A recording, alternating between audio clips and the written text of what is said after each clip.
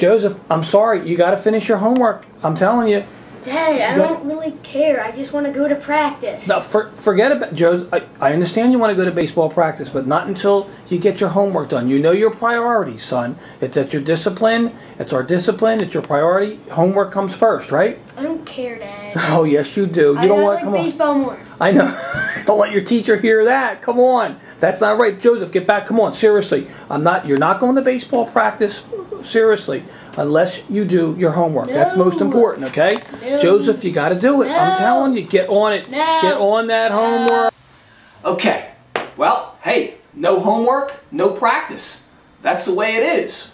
All right, folks, that was a sort of a reenactment, but it was absolutely the truth. Well, let me give you the backstory. What happened was about a week ago, Joseph playing fall ball, had baseball practice before a big game, and didn't get his homework done. Had to work on his homework, thought he was going to get it done. He didn't really want to do it.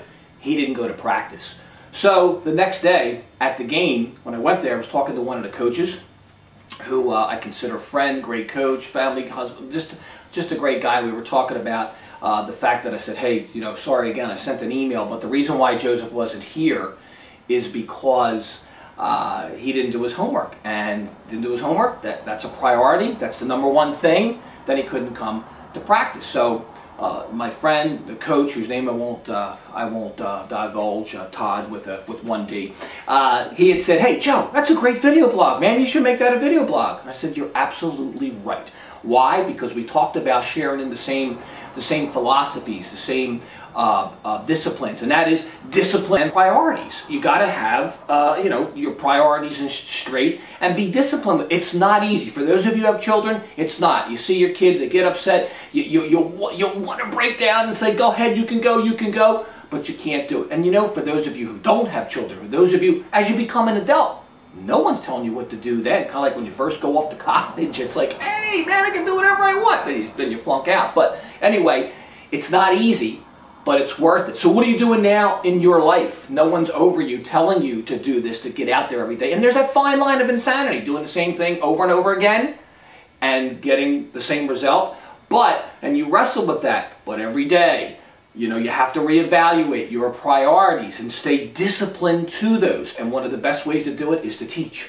One of the best ways of doing it is doing it through someone else. I mean, it's a lesson for your children, but it's really a lesson for you. Stick to it. You've got to stick to it.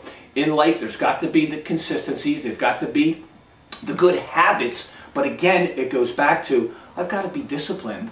And I have to measure what I'm doing, but I've got our priorities. But now he knows. It's still a workout. Don't get me wrong. But he knows if the homework's not done, there's no baseball practice. So hey, I mean, you can't have your pudding if you don't eat your meat. That's what it comes down to.